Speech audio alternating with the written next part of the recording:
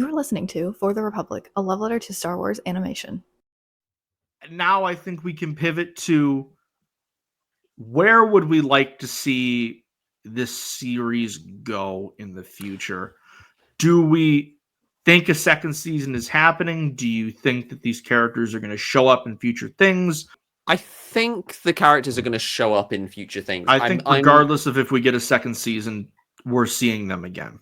We'll get probably, if we don't get a second season, we'll probably have a book of some kind or a comic, maybe even an animated series potentially, if they want to do more stuff immediately and the kids have obviously aged out of the roles, so they could bring them back to do voices.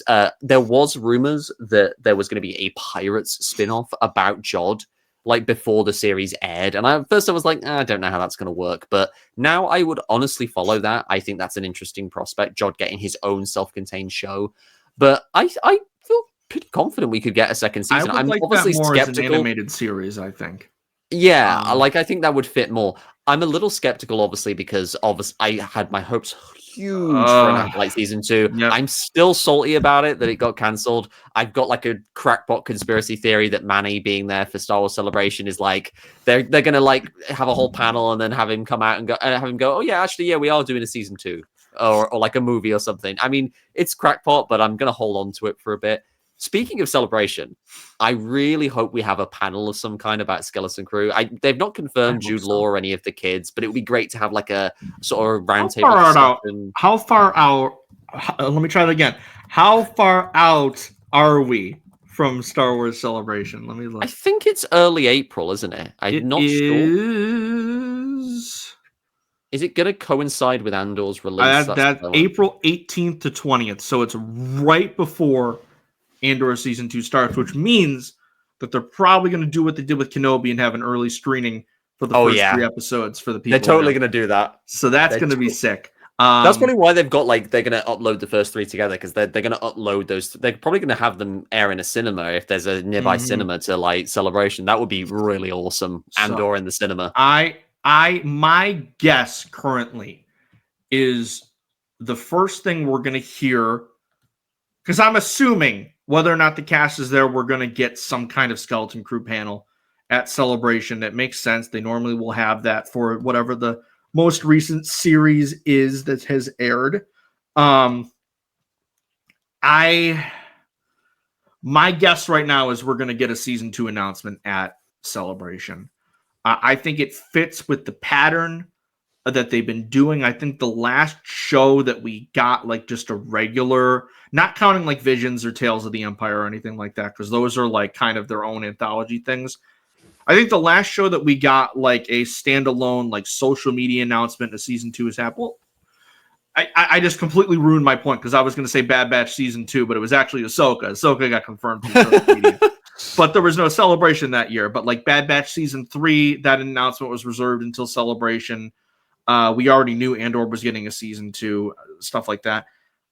I feel like they're going to do do we have any more? And then they're going to announce Skeleton Crew season 2. 100%, because we're going to get a lot of that notification. Sorry. Oh, I was going to say, I do think that regardless, these characters, at least the core 4 and Jod, are going to show up in the Heir to the Empire movie. I don't know how big of a role they're going to have. I think so, yeah. But I think they're going to show up there. Now, what were you going to say before I interrupted you? Sorry. Well, I was going to just briefly, I could see Jod maybe fulfilling the role of, I can't remember his name, but the pirate who kind of takes over Tatooine potentially, like playing a similar role to that character that character did in the Heir to the Empire book. But I was going to mention about Celebration. Yeah. We're definitely going to get some announcements of some kind about the TV shows, because after Andor season 2, we've only got nothing. Yep, we got Ahsoka, and that's it. We've run across the whole spectrum now of these Star Wars shows since they were first announced in 2020. Aside from Rangers of the Republic, which is like still kaput, but every other show has more or less come out, apart from the Lando show. Sorry, that's going to be a movie now. But we kind of be in for some announcements, surely, about like the state of where things are going. We're probably going to get some Ahsoka season 2 stuff. They've already get some film stuff, and I think we're definitely going to get some TV stuff, because Ahsoka season 2 I don't think is filming yet, but it's going to be filming this year. Yeah, it's going to film this year, and it's going to film in the UK, which is really interesting because Hayden is confirmed to be at Celebration, and as is Rosario. So they're probably going to have them do some stuff talking about Ahsoka, but they're also probably going to confirm Hayden is going to be in Ahsoka season 2. And I think the rumor most now likely that Daisy's new Jedi Order movie, and I think it's either Sean Levy's or Filoni's movie, is they're both going to start shooting next year. I don't remember which one of the that kind of two. would make sense. I just read about Daisy Ridley's movie starting shooting, which I am more and more hyped for that the more I read about it. Like, I love that they've got a new writer. I love that she's involved in it. I think that's fantastic that she's getting more of an input in the story. I love that they are both in agreement that yes, Star Wars is in fact political and has been from the fucking start. What are you talking about, Don? But yeah, news to me. What's this? That's yeah. Oh, goodness me. Thank you, Jane Fonda, for pointing out how silly that phrase is. But I'm optimistic for a Skeleton Crew season 2, and I would love to see like the kids kind of be used to explore other aspects of the galaxy, like whether that's like rebel training or like what Coruscant is like now. Like, we got that one episode on Coruscant in Mando season 3, and we haven't had much after that. Maybe they go on the kind of outskirts and they meet characters like Carson Teva, who I was so convinced was going to be in this show, and he wasn't. That was crazy. That's the thing, is they besides Vane, nothing in terms of other Mandoverse connections. Can I tell you something? Very easily could have had Carson Teva be that X-Wing fighter in episode 3. I genuinely thought for a period there, like when they said they were going to contact Kim and Kim was going to send someone, I had a thought of like, oh shit, are they going to send like the Mandalorian or someone to like come and like? I saw someone say, "Oh yeah, you know the last shot of episode 7 is going to be them contacting Kim. Kim calls a client, and then Mando's theme starts playing." I'm like, God damn it, no, not another show.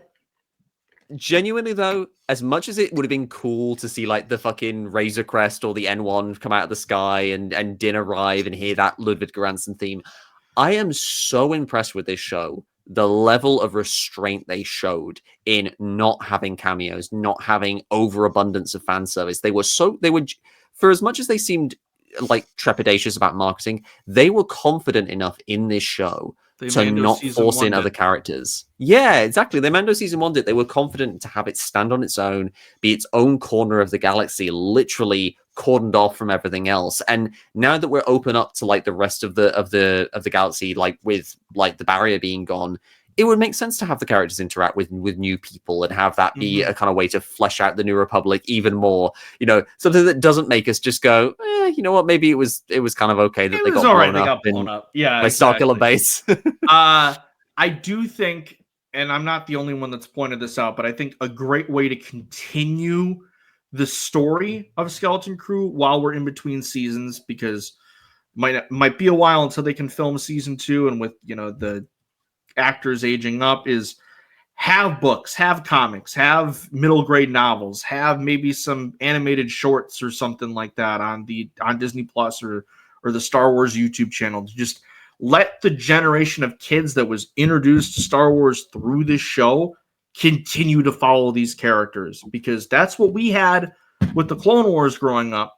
That's what kids right now have with Young Jedi Adventures. That's what kids have had with so many different forms of mediums and franchises and characters, and the fact that, and this has been my one critique of Disney and how they've handled Star Wars, was original trilogy kids, they had the Legends books, they had the video games.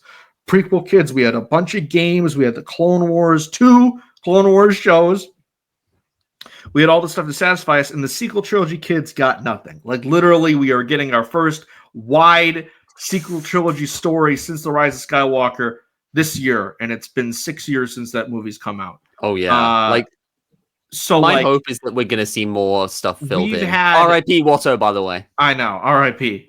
A real one. No, you're not. But we've had Mando, like the Mandoverse, like they've done a good job at keeping that relevant and like introducing a new generation of Star Wars fans through the Mandalorian.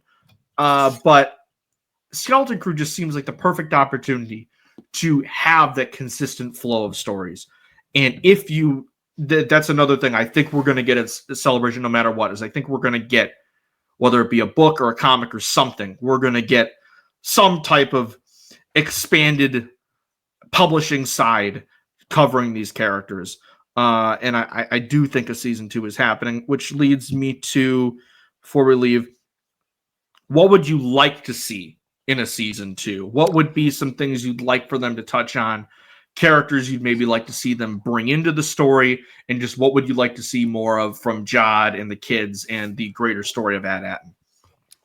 I would, as I said, I'd love to see how the adults kind of like deal with like being incorporated into kind of like New Republic jobs. I'd like to see how the New Republic kind of responds to this and how it kind of like changes the shape of things, because obviously now the New Republic has a huge amount of money that At-Atin is almost certainly going to share with them in the form of that like huge amount of credits, and they have the mint. It's really going to be interesting to see how that kind of affects things politically, maybe explore a little bit of that. I know it's obviously it's a younger skewing show, so we won't see the political side of it too much, but I'd be genuinely interested to see the fallout of that. And I'd also like to dig a bit more into Jod's backstory. Like, you know, we didn't touch on this, but it was revealed after the fact that they did in fact film flashback sequences depicting him being trained by the Jedi who was on the run. They had an actress cast. Yasmin Al-Masri is her name, which was, and she shared like behind the scenes things. Of, like her in the costume. And she had a Padawan braid too, which I think was a really nice detail. Which really would have kind of added to the whole kind of vibe of like her being on the run, somewhat untrained, and having to like sort of look after this kid. That's an interesting story, and I would genuinely like it if they maybe even brought her back to kind of explore a bit of that, if it's whether it's in a season 2 or in Jod's own series. I'd love to see the characters kind of like challenged a little bit, like maybe Wim becomes a little more eager for adventure, like again, like stumbles into some like it's fracas with pirates. Maybe one of them gets kidnapped by one of like Jod's former crew or something. Like I could see my instinct would be to kind of scatter the kids and have them like experience more of the kind of New Republic part of the galaxy, and then pull back to see more of the kind of like dangerous kind of underbelly with the pirates. Because I will say Skeleton Crew explored this thread really well, and I think Outlaws does too. I'll be saving most of my Outlaws coverage for another episode, but they both do a really good job of exploring just the lawless part of the galaxy through the kind of like pirates, and like how the scum and villainy in the Outer Rim thrive and stuff, and like how the New Republic has kind of affected that, like towards the end of the war, but also after the war with like the events of the Mandalorian. I'd love to see kind of build up of that. Also, more seeding of the First Order, because it's we still need a little bit of that, and I always love the kind of like connective tissue and shit. But yeah, there are so many directions that this series can go, and I genuinely, like, as much as I would have liked an epilogue, seeing where all the characters are going to end up to put like a neat little bow on it. I really love that the show ends with this kind of euphoric feeling of, you know, to carry the meta thing all the way through, because we said this back when we covered the trailer. The choice of At-Atin and the whole like suburbia setting, it was very much kind of intended to communicate a meta feeling of these are kids, almost like this is like kids from the real world going on their own Star Wars adventure, and there's a whole kind of like conflict with Wim of does he just grow up and accept his mundane existence on At-Atin, becoming a supervisor or an analyst or whatever, or does he like chase after this dream of essentially being in Star Wars, and despite all the danger that brings? And what I kind of and I love that final shot, because that shot basically goes, yes, you can still embrace Star Wars and love Star Wars even as you head into adulthood. So it's the show ends with this kind of euphoric feeling that's both a love letter to what it was like to be a kid loving Star Wars, but also how you don't have to cut Star Wars out of your life as you get older. You can embrace it in different ways. Mm-hmm. You know, like Wim started being a loving Jedi and being a Jedi fanboy, but he kind of ends like looking at the X-Wings the way he looked at like the Jedi stories, and he's like, oh, actually,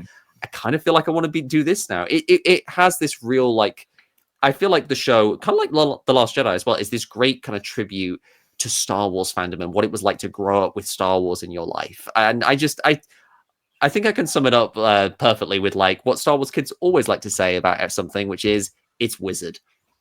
It is wizard. My things just off the top of my head I'd like to see is I would like to see how season 1 was them exploring the galaxy, but them not really being in control, them being new to it.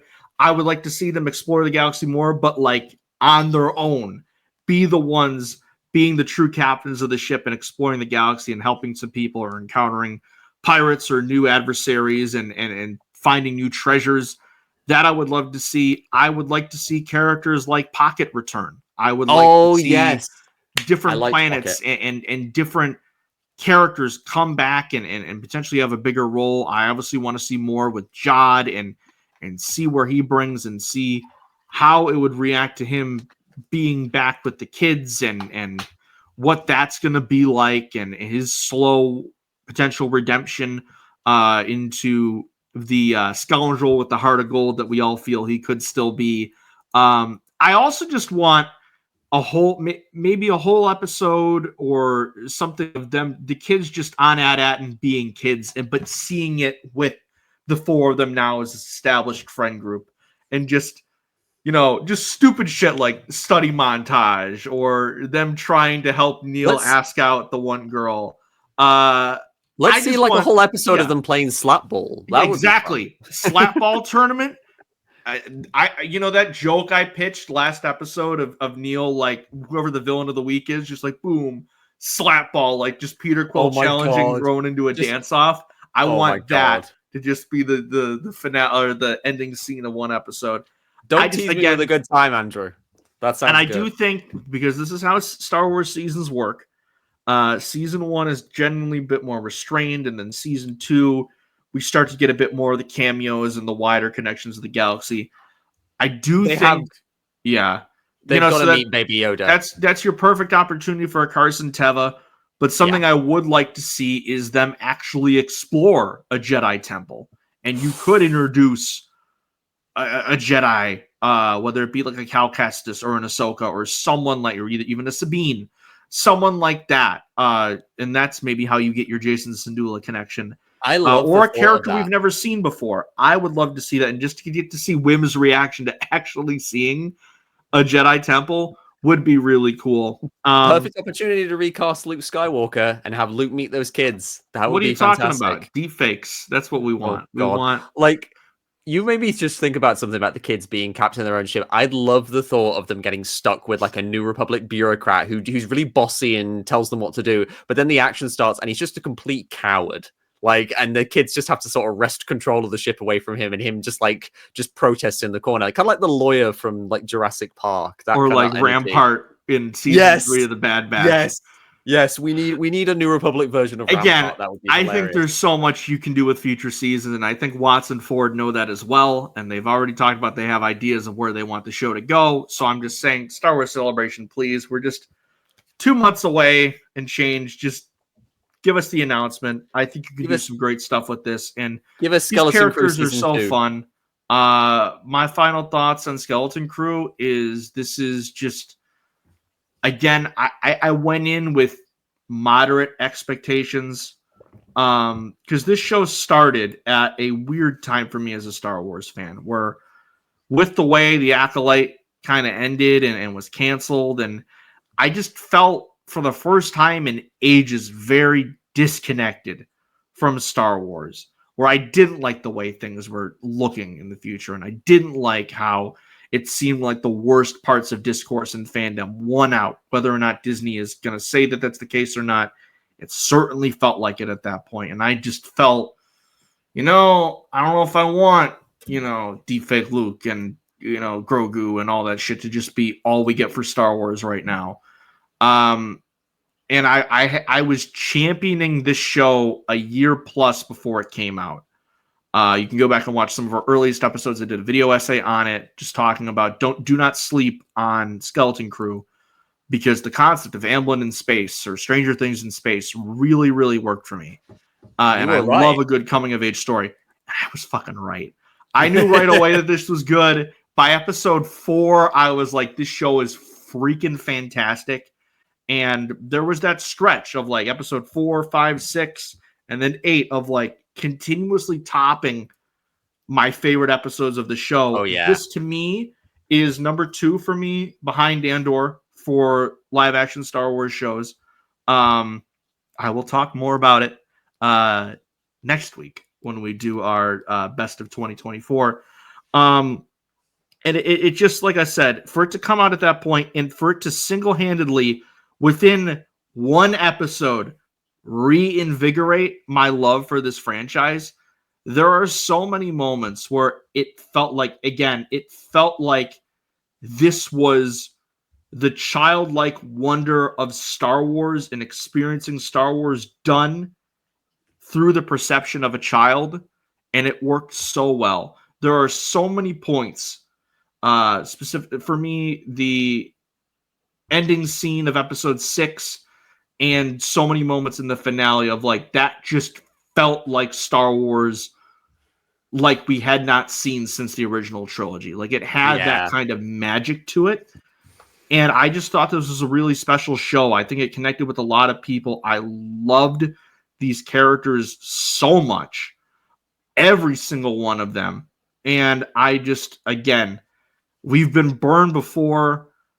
I think they know that they have a gold mine just on their lap right here. Literally a gold mine. A planet full of credits. A planet full of credits.